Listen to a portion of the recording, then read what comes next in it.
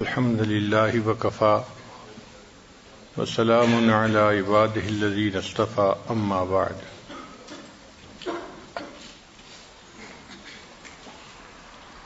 آج کی مجلس کا عنوان ہے مثالی داماد۔ چونکہ دن میں ہم نے مثالی بہو کے متعلق گفتگو کی۔ انسان اگر سنور جائے تو فرشتوں کو پیچھے چھوڑ دیتا ہے، بگڑ جائے تو شیطان کو بھی شرما دیتا ہے۔ بہو نیکی کی طبیعت والی ہو تو بہو ہوتی ہے،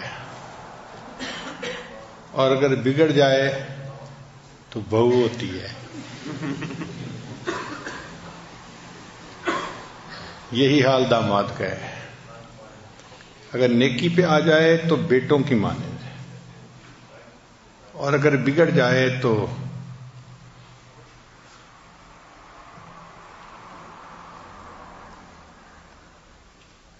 دل کو دکھی کر دیتا ہے۔ بہترین داماد کی مثالیں اگر دیکھنی ہیں تو نبی علیہ السلام کی مبارک زندگی میں دیکھیں۔ نبی علیہ السلام کے داماد میں سیدنا عثمان غنی رضی اللہ عنہ کا نمبر آتا ہے۔ اللہ نے ان کو مال بھی دیا تھا، سخاوت بھی دی تھی، اور حیا ایسی دی تھی کہ فرشتے بھی شرماتے تھے۔ اللہ اکبر کبیرہ۔ انسان کے اندر ایسی حیا ہو کہ فرشتے بھی اس سے شرم کریں۔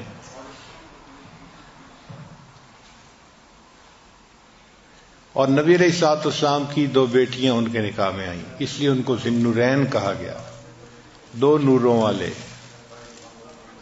پھر سیدنا علی رضی اللہ تعالیٰ عنہ کی مبارک زندگی کو دیکھیں۔ گو غربت ہے مگر علم ہے۔ نبی علیہ السلام نے فرمایا انا مدینۃ العلم و علی بابھا، علی اس کا دروازہ ہے۔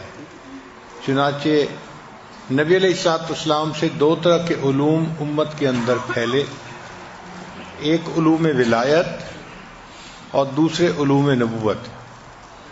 علوم ولایت سب سے زیادہ حضرت علی رضی اللہ عنہ کے ذریعے سے پھیلے، اور جو علوم نبوت تھے وہ سیدنا صدیق اکبر رضی اللہ عنہ کے ذریعے سے امت میں پھیلے۔ سیدنا عثمان غنی رضی اللہ عنہ کو نبی علیہ السلام سے کتنی محبت تھی، اس کے کتابوں میں بہت واقعات ہیں۔ ایک مرتبہ انہوں نے نبی علیہ السلام کو دعوت دی، اے اللہ کے حبیب صلی اللہ علیہ وسلم آپ میرے گھر تشریف لائیے اور کھانا کھائیے، دعوت دی۔ نبی علیہ السلام نے قبول فرما لی۔ چنانچہ جب حضرت عثمان غنی رضی اللہ عنہ لینے کے لیے آئے تو نبی علیہ السلام چل پڑے۔ اب عثمان غنی رضی اللہ عنہ نبی علیہ السلام کے قدمین ہی کو دیکھتے جا رہے ہیں، نہ دائیں دیکھتے ہیں، نہ بائیں دیکھتے ہیں، نہ آگے دیکھتے ہیں، نہ کہیں اور، بس قدموں ہی کی طرف دیکھتے جا رہے ہیں۔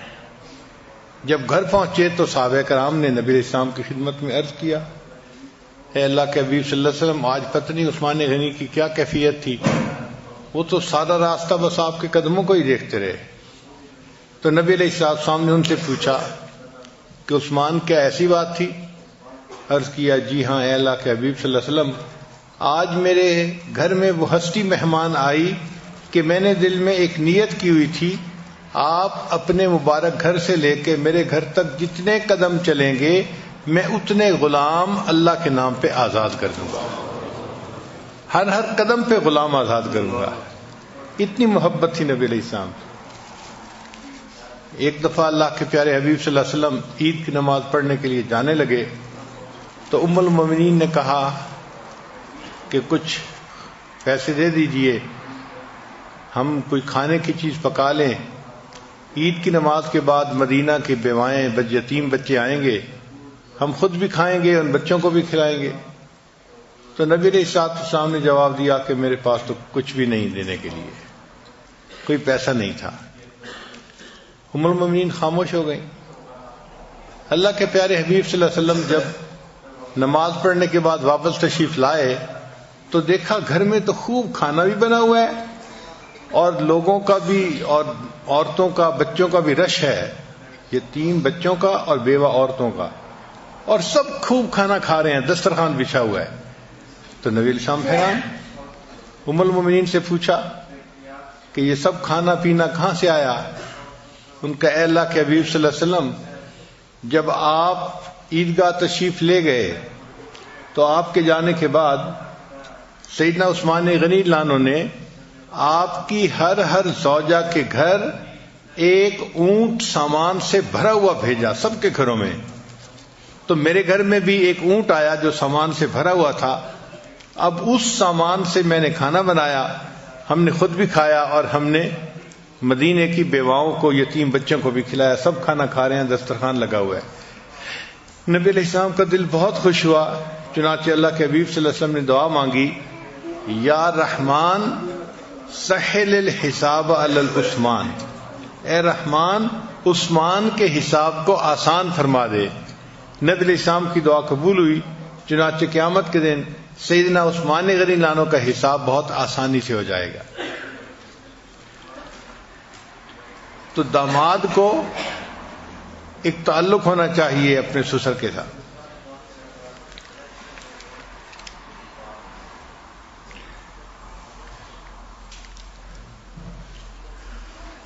ریسرچ یہ ہے کہ جو داماد اپنے سسرال والوں کے ساتھ یعنی بیوی کے گھر والوں کے ساتھ ایک اچھی پی آر رکھتا ہے، اچھا تعلق رکھتا ہے، تو اس کے ڈائیورس کے ریٹ 20% لیس ہو جاتے ہیں۔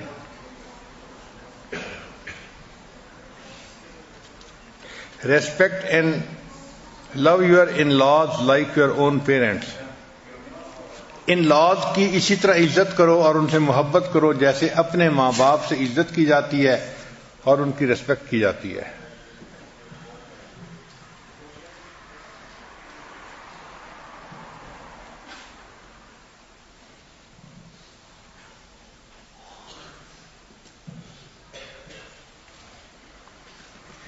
ٹیک care of them as your own parents, ان کا اسی طرح خیال رکھو جس طرح کوئی انسان اپنے ماں باپ کا خیال رکھتا ہے، کیونکہ شریعت نے ان کو ماں باپ کا رتبہ اور درجہ ادا کیا ہے۔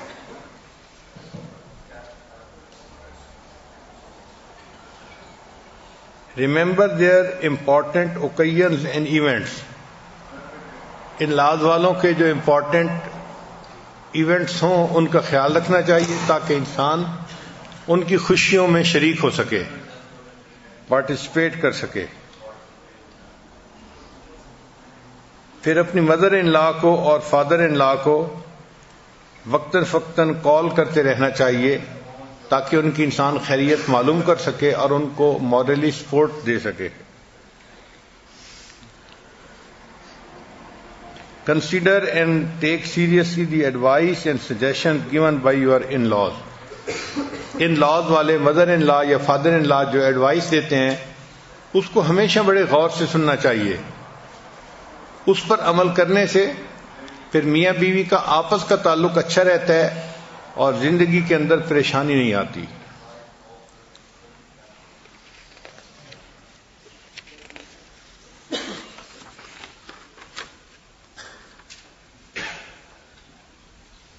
Ask for their opinions in different matters.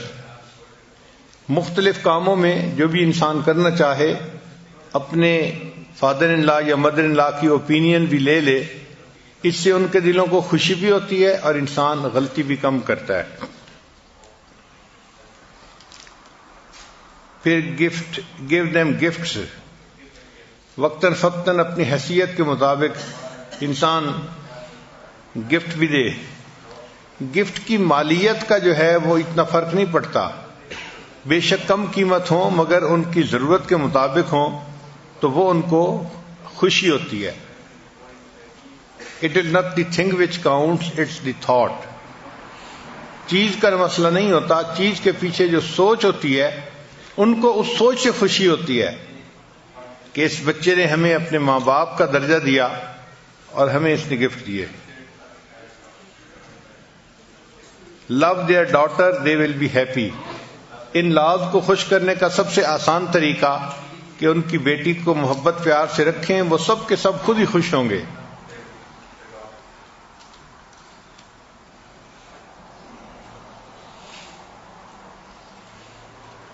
Praise your wife in front of her parents. سسرال میں اگر انسان ہو تو چاہیے کہ ان کے ماں باپ کے سامنے ان کی بیٹی کی تعریف کریں۔ اس سے بیوی کا دل بھی خوش ہوتا ہے اور اس سے ماں باپ کا دل بھی مطمئن ہو جاتا ہے کہ داماد ہماری بیٹی سے محبت پیار کرتا ہے، اس کو محبت سے یہ جو ہے اپنے پاس رکھے گا۔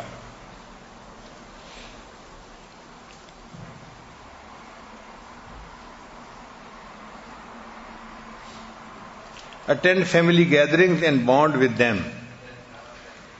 Build special relationship with your father-in-law.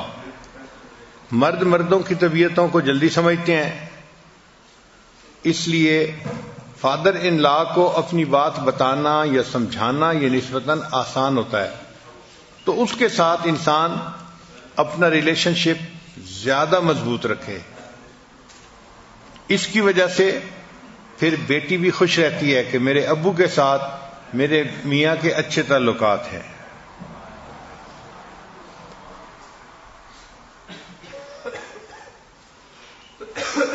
اگر پیرنٹس کے ساتھ یعنی پیرنٹس ان لا جو ہیں ان کے ساتھ تعلق رکھنے میں کوئی مسئلہ بن رہا ہے تو کنسلٹ یور وائف سے مشورہ کرنا چاہیے۔ وہ چونکہ ان کی بیٹی ہے، وہ ہمیشہ خاوند کو صحیح سجیشن دے گی کہ اس طرح کرنے سے اس کی ایکویشن پہلے کی نسبت بہتر ہو جائے گی۔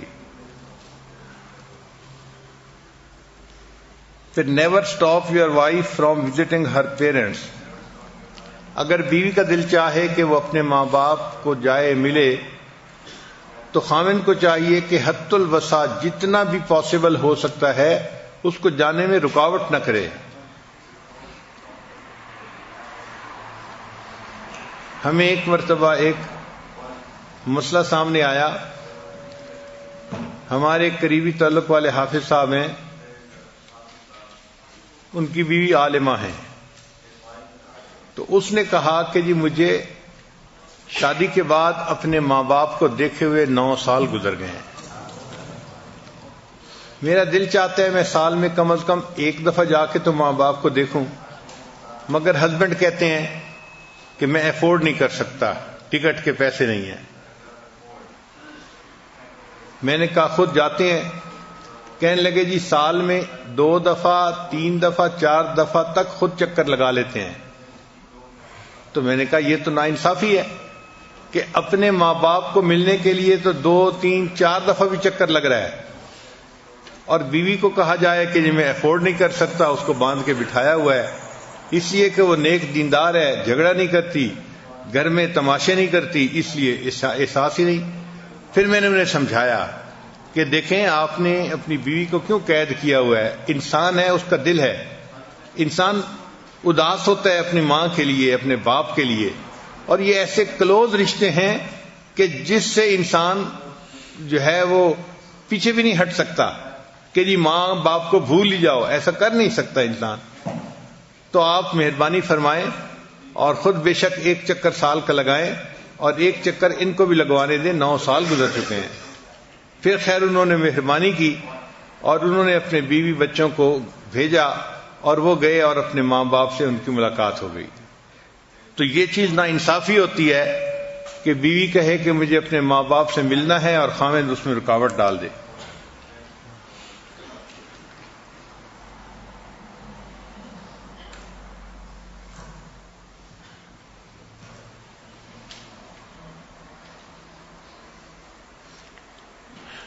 اور جب بھی بیوی کو بھیجنا ہو تو ہمیشہ کوشش یہ کرنی چاہیے کہ انسان خود اس کو چھوڑ کے آئے اور خود اس کو لینے کے لیے جائے۔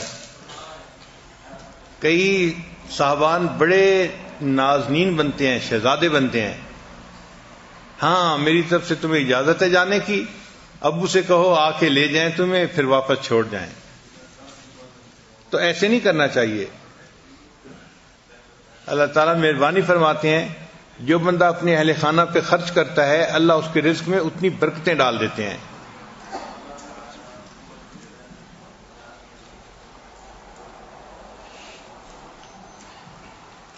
Don't be impatient with in-laws. پھر ایک پوائنٹ ہے کہ welcome them to your home. اگر ماں باپ اپنی بیٹی کو ملنے کے لیے آنا چاہیں تو ہمیشہ ان کو ویلکم کریں، کبھی انکار نہ کریں.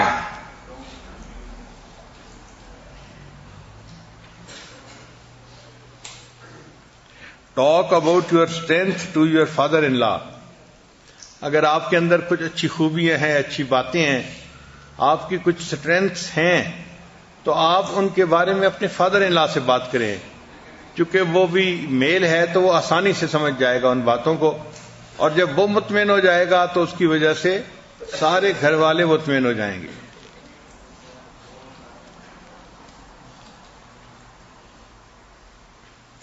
Project ambition in front of father in law. Father in law کے سامنے اپنی زندگی کے آبجیکٹو جو ہیں ان کو ضرور بیان کریں. میں یہ کرنا چاہتا ہوں، میں یہ کرنا چاہتا ہوں. اس سے فادر ان لا کو خوشی ہوتی ہے کہ بچہ اپنی زندگی میں کچھ بن کے دکھانا چاہتا ہے، محنت کرنے والا بچہ ہے.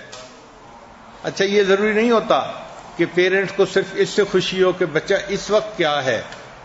ہر بندہ شروع میں آسمانوں پہ نہیں ہوتا، مگر وہ یہ ضرور چاہتے ہیں کہ بچہ جہاں بھی ہے اس کے اندر آگے ترقی کرنے کی قوت ہونی چاہیے، ہمت ہونی چاہیے، وہ سٹرگل کرے اپنے آپ کو آگے بڑھانے کے لیے. اس چیز سے ان کو خوشی ہوتی ہے کہ بھئی بچہ محنت تو کر رہا ہے نا، آگے بڑھنے کی کوشش تو کر رہا ہے. تو اس لیے اپنی لائف کی جو ایمبیشن ہے نا وہ ان کے سامنے خوب بیان کریں.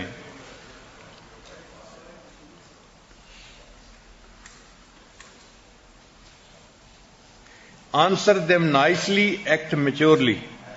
جب بات کریں تو نائس آنسر دیں ان کو.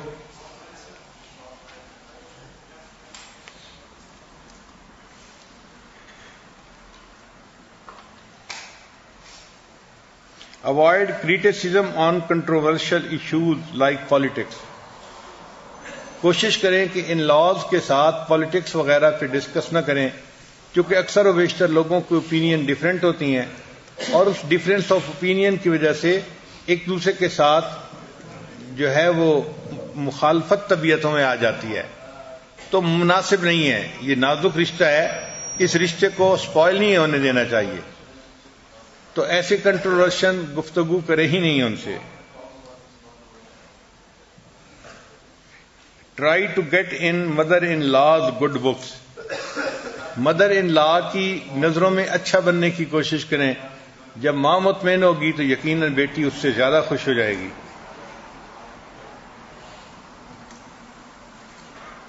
Let go of small grudges about in laws.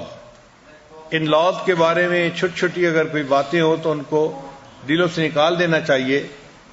انسان اگر کریٹیکلی دیکھنا شروع کر دے تو کیا کیا وہ دوسرے کے اندر برائیاں نکال لیتا ہے، لیکن اگر اس کو اگنور کرنا چاہے تو اگنور بھی کر دیتا ہے. تو چھوٹی چھوٹی باتوں کو اگنور کر کے اپنے ریلیشن شپ کو بہت مضبوط رکھنا چاہیے.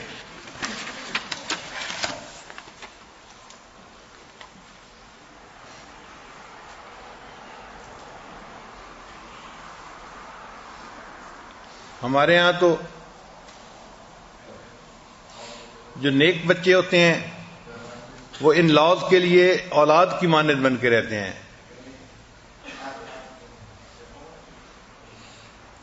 اور جو نیک نہیں ہوتے وہ بچیوں کو، وہ بیویوں کو تنگ کرتے ہیں اور ان لاز کے لیے پریشانی کا سبب بنتے ہیں.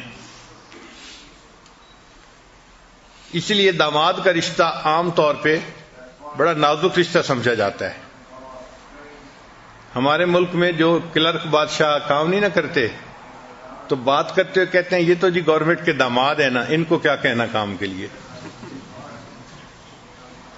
یعنی یہ لفظ ایک ٹرم بن گیا ہے ان کے لیے کہ آپ ان کو کہہ بھی کچھ نہیں سکتے. کتابوں میں ایک جوک لکھا ہے کہ ایک مدر ان لا کے 3 داماد تھے.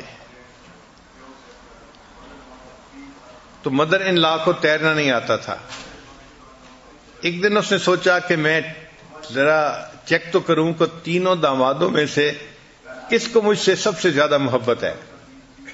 چنانچہ اس نے پہلے داماد کو انوائٹ کیا اور کھانا کھلایا، اور پھر گھر کے سوئمنگ پول کے قریب آئی، اور سوئمنگ پول کے قریب آ کے پھر اس نے جیسے پاؤں پھسلتا ہے تو اس نے سوئمنگ پول کے اندر گویا گر گئی۔ اب اس کا داماد قریب تھا، اس نے دیکھا کہ میری mother in law swimming pool کے اندر گر گئی ہے، اس نے بھی فوراً چھلانگ لگا دی اور مدر ان لا کو فوراً باہر نکال دیا۔ تو اس بات پہ مدر ان لا بہت خوش ہوئی اور اس نے ایک ٹویوٹا نئی گاڑی اس کو لے کے ہدیے اور تحفے کے طور پر دی کہ میرے داماد نے میری جان بچائی، اب میں اس کو اپنی طرف سے ہدیہ دیتی ہوں۔ پھر اس نے دوسرے داماد کو انوائٹ کیا، کھانا کھلایا، پھر اسی طرح بات کرتے کرتے سوئمنگ پول کے قریب پہنچے اور ساس صاحبہ جو تھی وہ پھر پانی میں گر گئیں۔ اب یہ جو داماد تھا اس نے تھوڑا ڈیسیژن لینے میں دیر کر دی۔ انسان سوچتا ہے نا کہ مجھے کیا کرنا چاہیے، یہ باہر کھڑا ہی اس کو کہتا رہا نکل آئیں، ادھر آئیں، فلاں آئیں، مگر خود اس نے چھلانگ نہیں لگائی۔ چنانچہ اس دوران چند ڈبکیاں اچھی اس کو آ گئیں۔ پھر داماد نے چھلانگ لگائی اور اپنی مدر ان لا کو نکال لیا۔ وہ بچ تو گئی مگر اس کو ڈبکیاں بہرحال اچھی آ گئی تھیں۔ تو مدر ان لا نے سوچا کہ میرے اس داماد کو مجھ سے نسبتاً کم محبت ہے، چنانچہ اس کو اس نے گفٹ تو دیا لیکن سائیکل موٹر لے کے دیا۔ پھر کچھ عرصے بعد اس نے تیسرے داماد کی دعوت کی، کھانا کھلایا، پھر کھانا کھانے کے بعد بات چیت کرتے ہوئے اسی طرح سوئمنگ پول گھر میں تھا اس کے قریب آئے، اور ساس صاحبہ جو تھی وہ پاؤں پھسلا یا وہ چاہتی تھی کہ پاؤں پھسلے اور میں گروں، تو بہرحال وہ پانی کے اندر گر گئی۔ اب یہ جو تیسرا داماد تھا یہ سوچنے لگا کہ پہلے نے جان بچائی تھی تو اس کو ٹویوٹا کار ملی، اور دوسرے نے جان بچائی تو اس کو موٹر سائیکل ملا، اب میں اگر جان بچاؤں گا تو مجھے تو سائیکل ملے گا، اور میرے پاس تو سائیکل پہلے سے ہے، لہذا کوئی ضرورت نہیں جان بچانے کی۔ چنانچہ اس نے کوئی نہیں چھلانگ لگائی۔ نتیجہ کیا نکلا کہ وہ ساس صاحبہ جو تھی ڈوب گئیں، تیرنا تو جانتی نہیں تھی۔ اب جب ڈوب گئیں تو بہرحال ایک غم کی حالت تھی، کیفیت تھی پوری فیملی کے اندر۔ لیکن یہ داماد جب اگلے دن اٹھا تو اس کے دروازے کے اوپر ایک نئی فراری گاڑی کھڑی ہوئی تھی۔ یہ اس کو دیکھ کے حیران ہوا کہ یہ فراری گاڑی کیا، تو اس پر ایک نوٹ لکھا ہوا تھا کہ یہ تمہارے فادر ان لا کی طرف سے تمہیں ہدیہ ہے۔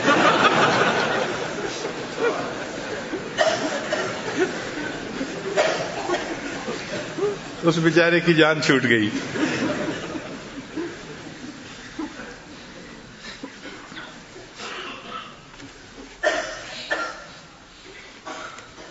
ایک ریسرچ پیپر میں یونیورسٹی کے بہت جو بڑے ڈاکٹر تھے، جو اسپیشلسٹ تھے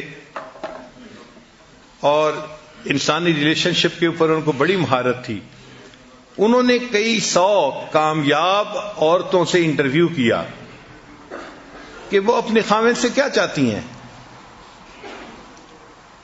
یعنی وہ عورتیں جو بہت تعلیم یافتہ تھیں اور ویل سیٹلڈ تھیں اور اپنی میرڈ لائف میں بڑی سکسیسفل تھیں، ان سے انٹرویو کیا کہ ہمیں یہ بتاؤ کہ عورت کی تمنا خاوند کے معاملے میں کیا ہوتی ہے۔ تو انہوں نے کچھ پوائنٹس بنائے، ان پوائنٹ سے پتہ چلتا ہے کہ عورت کی کبھی بھی یہ خواہش نہیں ہوتی کہ میرا خاوند دنیا کا امیر ترین انسان ہونا چاہیے۔ ہاں یہ ضرور ہوتی ہے کہ میرا خاوند جو بھی ہے اس کے اندر آگے بڑھنے کا شوق ہونا چاہیے، سٹرگل اس کے اندر ہونی چاہیے، وہ اس کے لیے محنت کرے، کوشش کرے، تو عورتوں کو یہ چیز ایکسیپٹیبل ہوتی ہے۔ پہلی بات جو ان عورتوں نے بتائی وہ یہ کہ ہم چاہتی ہیں کہ خاوند ہمارے ساتھ اچھی کنورسیشن کرے اور ہمیں مینٹل یا ایموشنل سپورٹ دے، یعنی بات چیت کرنا، عورت کو ایموشنل مینٹل سپورٹ دینا، یہ عورت کے لیے یوں سمجھیں کہ کھانے پینے سے بھی زیادہ ضروری چیز ہوتی ہے. اور اللہ کی شان کہ آج کل کے خاوندوں کے پاس فرصت ہی نہیں ہوتی، وہ بیوی سے بات ہی نہیں کرتے. آدھا فکرہ بیوی بولے گی تو اس پر ناراض ہو کے چیخنا شروع کر دیں گے. یہ بہت بڑی غلطی ہے جو ایک خاوند کرتا ہے کہ بیوی سے بات چیت نہ کرنا. دیکھیں سائنس بتاتی ہے کہ انسان کے برین میں جو بات چیت کرنے والا حصہ ہے اس سے انسان کے جسم میں جتنی وائرنگ ہے مرد کی، اس سے ڈبل وائرنگ عورت کی ہوتی ہے. یعنی مرد کے برین سے جسم کے اعضاء کی طرف وائرنگ آدھی ہوتی ہے اور عورت کی نیچرلی اس کے برین سے اس کے جسم کے اعضاء کی طرف جو وائرنگ ہے وہ ڈبل ہوتی ہے. اس کا مطلب یہ کہ بات چیت جو ہے یہ عورت کی ضرورت ہوتی ہے. اللہ نے اس کی کنفیگریشن ایسی بنائی ہے کہ وہ بات چیت کیے بغیر رہ ہی نہیں سکتی. اور اس میں حکمت تھی. حکمت کیا تھی کہ خاوند تو گھر سے چلا گیا اپنے دفتر اپنے فیکٹری میں، اب وہ تو آتا ہے شام کو رات کو. تو اللہ نے عورت کو ایسا بنایا ہے کہ دن کی جتنی کارگزاری ہے اب وہ سنائے بغیر رہ نہیں سکتی. اس کا دل چاہتا ہے میرا ہسبینڈ آئے میرے پاس چند منٹ بیٹھے مجھ سے پوچھے دن کیسا گزرا تو میں اس کو ساری کارگزاری سناؤں. اب جب خاوند آ کے اس سے بات ہی نہیں کرتا تو عورت کی وہ جو ایک نیڈ ہوتی ہے وہ پوری نہیں ہوتی. عورت کی بات ہمیشہ سننی چاہیے. یہ ٹائم اس کو دینا اور اس کی بات کو تسلی کے ساتھ بیٹھ کے سننا یہ اس کا حق ہے خاوند کے اوپر. چنانچہ جو لوگ اپنی بیوی کی بات کو نہیں سنتے ان کے گھروں میں خرابیاں آ جاتی ہیں. کیا وجہ؟ کہ اس عورت نے بات تو کرنی ہے، اس کی وائرنگ جو ایسی ہے. اب وہ بات کرے گی یا تو اپنی کسی کلاس فیلو سے، تو وہ بھی جوان بچی اس کو الٹے سیدھے مشورے دے گی. A young leading the young is like a blind leading the blind. They will both fall into the ditch. دونوں گڑھے میں گریں گے. یا پھر وہ اپنی ماں کو فون کرے گی پیچھے اور اس سے مشورے لینے شروع کر دے گی. تو یہ ریموٹ کنٹرول بھی پوزیشن اچھی نہیں ہے. اور اگر خدا نہ خواستہ قریب کے کسی غیر محرم مرد کو بھنک پڑ گئی تو وہ اس کا بڑا ہمدرد بن کے اس کی بات کو سنے گا اور عورت شیطان کے رستے پہ چل پڑے گی. اس لیے جو لوگ اپنی بیویوں کی بات نہیں سنتے وہ اپنی بیوی کو گناہ کے راستے پہ دھکے دے رہے ہوتے ہیں. یہ اس کا حق ہے کہ اس کی بات کو سنا جائے. اس پر 15 منٹ لگیں، آدھا گھنٹہ لگے، 1 گھنٹہ لگے، جتنا وقت لگے، یہ ایک فرض چیز ہے جس کو پورا کرنا ضروری ہے. لہذا بیوی کی بات کو توجہ سے سننا اور پھر اس کے مطابق اس سے گفتگو کرنا، یہ سب سے پہلی ڈیمانڈ ہوتی ہے کسی بھی بیوی کی. مرد بولتے کم ہیں اور اپنے کام زیادہ کرتے ہیں.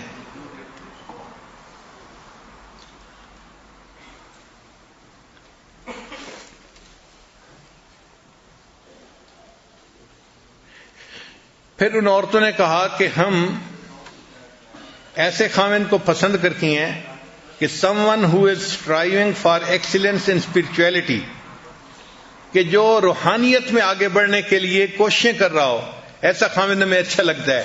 یعنی جو چاہے کہ میرے اندر سے روحانی بیماریاں ختم ہو جائیں، شہوت، غضب اور بخل، ہرس، عجب، تکبر، کینہ، یہ بیماریاں میرے اندر سے ختم ہو جائیں اور اس کے لیے وہ کوشش کر رہا ہو، تو ان کو ایسا خاوند اچھا لگتا ہے کہ ہمارا خاوند اپنے اندر اخلاقی اقدار پیدا کرنے کے لیے کوشش کر رہا ہے. اس بات پہ وہ بہت خوش ہوتی ہیں.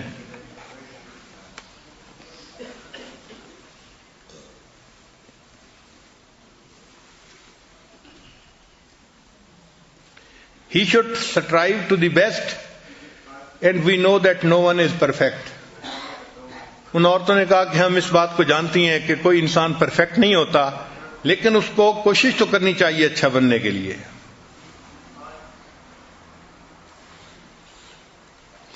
پھر ایک ان کی ریسرچ یہ تھی کہ someone who is sensitive to know what is happening with me, کہ خاوند ہمیں ایسا اچھا لگتا ہے کہ جس کو یہ فکر ہو کہ ہمارے ساتھ کیا گزر رہی ہے، وہ معلوم کرے، پوچھے ہم سے، ہمیں موقع دے بات کرنے کا، بتانے کا.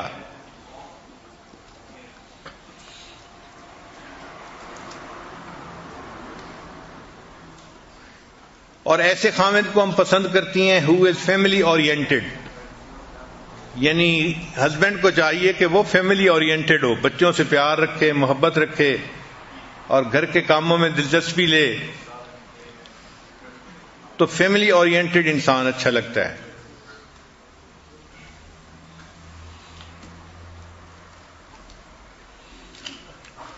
اور ایک پوائنٹ آخری انہوں نے بتایا کہ ہم چاہتی ہیں کہ ہمارا ہسبینڈ ایسا ہو کہ جس کی اچھائیوں کی وجہ سے اس کے سامنے سبمٹ کرنے کو ہمارا دل چاہے، یعنی ہمارا دل چاہے کہ ہم اس کے سامنے جھک جائیں اور اس کی ہر بات کو تسلیم کر لیں. تو یہ بات ٹھیک ہے کہ انسان کو گھر کے اندر اتنے عمدہ اخلاق کی زندگی گزارنی چاہیے کہ بیوی اس کے اخلاق کی وجہ سے اس پہ قربان ہو جائے.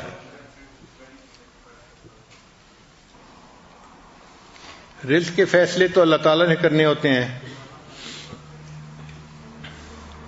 اگر انسان اچھے اخلاق کا اظہار کرے تو ہم نے یہ دیکھا ہے کہ عورت غربت کے اندر بھی گزارا کر لیتی ہے، تنگی ترشی بھی برداشت کر لیتی ہے،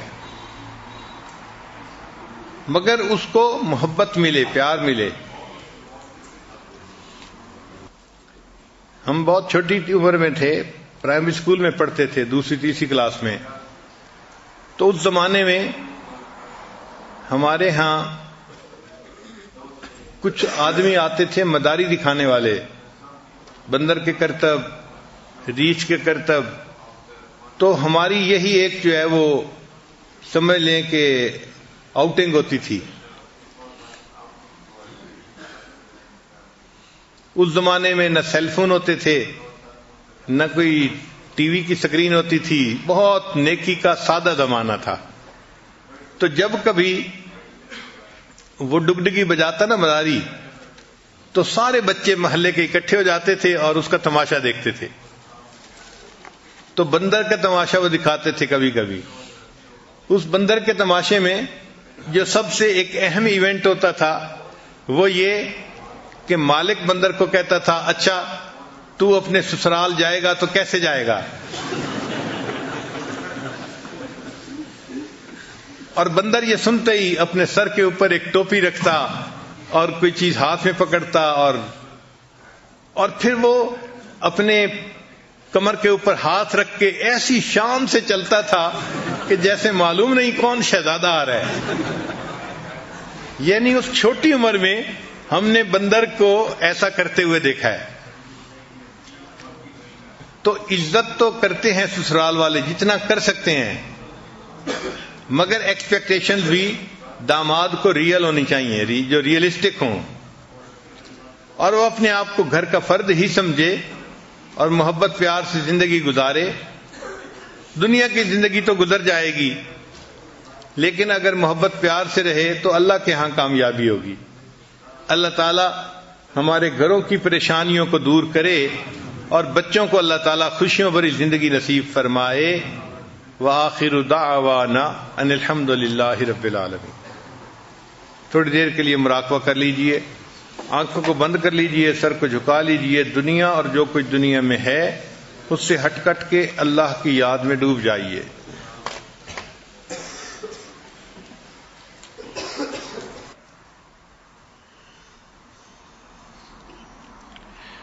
لا الہ الا اللہ محمد رسول اللہ.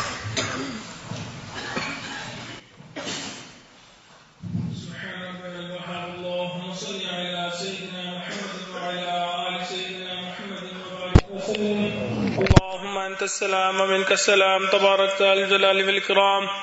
پروردگار عالم ہمارے صغیرہ کبیرہ گناہ معاف فرما. اللہ ہم ظاہر میں بندے ہیں، حقیقت میں نہایت گندے ہیں۔ اللہ من کی گندگیوں کو دور فرما۔ اے میرے مولا ہماری نگاہوں کو پاک فرما، دلوں کو صاف فرما، سینوں کو اپنی محبت سے لبریز فرما۔ اللہ اپنے عشق کی آتش ہمارے سینوں میں پیدا فرما۔ اے میرے مولا انگ انگ سے اپنے ذکر کو جاری فرما، روئیں روئیں سے اپنے ذکر کو جاری فرما، ہڈی ہڈی بوٹی بوٹی میں اپنی محبت پیدا فرما۔ اے بے کسوں کے دستگیر، اے ٹوٹے دلوں کو تسلی دینے والے، اے خالی جولیوں کو بھر دینے والے، پروردگار عالم ہمارے ساتھ رحم کا معاملہ فرما، اللہ کرم کا معاملہ فرما۔ اے میرے مولا مرضوں سے محفوظ فرما، قرضوں سے محفوظ فرما۔ اللہ جو مرض کی وجہ سے پریشان ان کی پریشانی کو دور فرما، جو قرض کی وجہ سے پریشان ان کی پریشانی کو دور فرما۔ اے میرے مولا جان مال کی حفاظت فرما، عزت آبرو کی حفاظت فرما۔ اللہ ہمارے ایمان کی حفاظت فرما، اللہ ہمارے علم میں برکت پیدا فرما، عمل میں برکت پیدا فرما، اللہ رزق میں برکت پیدا فرما، صحت میں برکت پیدا فرما، اللہ فیصلوں میں برکت پیدا فرما، کام کاروبار میں برکت پیدا فرما۔ اے میرے مولا قدم قدم اپنی برکت شامل حال فرما۔ اے میرے مولا آپ کے محبوب نے آپ کا در دکھلا دیا، یہ بھی بتلا دیا اس در کے سوا کوئی دوسرا در نہیں۔ اللہ انبیاء بھی اسی در پہ جھکے، اولیاء بھی اسی در پہ جھکے، اللہ ہمیں بھی اسی در سے ملنا ہے۔ اے میرے مولا ہمیشہ اپنے در سے عطا فرما، اللہ در در کے دھکے کھانے سے محفوظ فرما۔ اے میرے مولا ہم نے دنیا کے فقیر کو دیکھا، بڑا دروازہ دیکھتا ہے، اونچی صدا لگاتا ہے، اللہ آپ کا دروازہ تو سب دروازوں سے بڑا ہے۔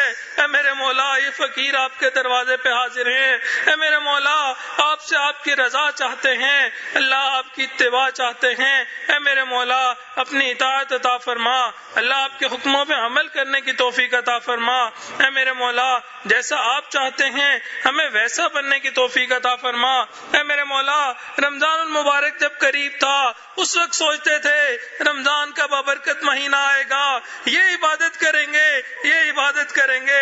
اے میرے مولا اب تو رمضان کا اکثر حصہ گزر گیا اللہ، مگر جیسے عمل کرنے چاہیے تھے ہم تو وہ عمل نہ کر سکے، اللہ جو نیکیاں کرنی چاہیے تھی اللہ ہم وہ نیکیاں نہ کر سکے، اللہ ہم تو ٹوٹے پھوٹے عمل بھی مکمل نہ کر سکے۔ اے میرے مولا اب تو آخری دن رہ گئے، اے میرے مولا اگر آپ نے قبول نہ فرمایا اللہ اس بد دعا سے ڈر لگتا ہے جو جبرائیل امین نے فرمائی، برباد ہو جائے وہ شخص جس نے رمضان المبارک پایا اپنی بخشش نہ فرمائی اور آقا نے آمین کہا۔ اللہ اگر آپ نے معاف نہ کیا اللہ ہم بدبخت ہو جائیں گے، اللہ شکی ہو جائیں گے۔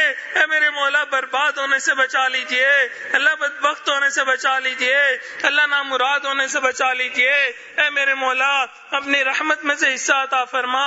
پروردگار عالم حاضرین مجلس کی جو نیک مرادیں ہیں، جو تمنائیں ہیں ان کو پورا فرما۔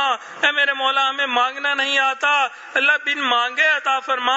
پروردگار عالم آپ بہت رحیم ہیں، قرآن کریم میں جگہ جگہ آپ نے اپنی رحمتوں کے تذکرے کیے ہیں۔ اے میرے مولا اپنی رحمتوں سے حصہ عطا فرما۔ پروردگار عالم حضرت یوسف علیہ السلام کریم تھے، ان نے اپنے بھائیوں کو کہہ دیا تھا لا تثریب علیکم اليوم۔ پروردگار عالم نبی علیہ السلام کریم تھے، انہوں نے فتح مکہ کے دن قریش مکہ سے کہہ دیا تھا لا تثریب علیکم اليوم۔ اے میرے مولا آپ سب کریموں سے بڑے کریم ہیں، اللہ آج آپ بھی کہا دیجئے لا تثریب علیکم اليوم۔ اے پروردگار عالم ہماری بگڑی بن جائے گی، اللہ ہمارے بخشش ہو جائے گی، اللہ تمام گناہ معاف ہو جائیں گے۔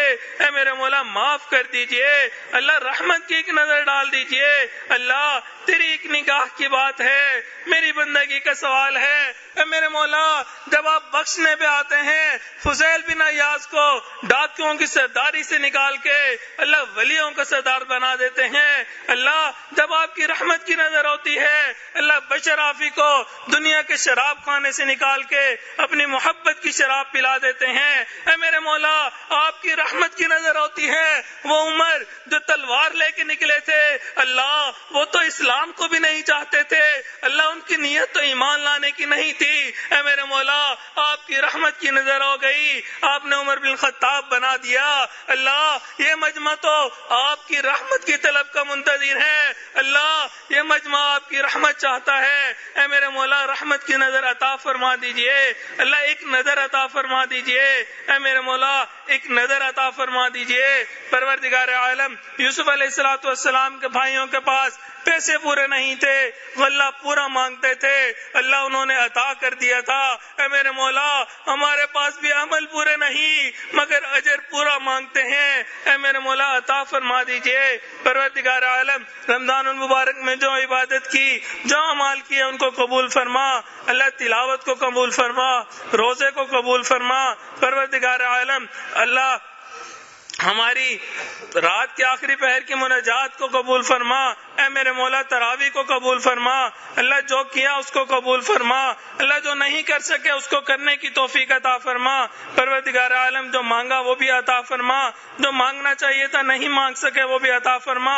اللہ گھروں میں الفت و محبت کے ساتھ رہنے کی توفیق عطا فرما، اللہ ایک دوسرے کے حقوق پورا کرنے کی توفیق عطا فرما۔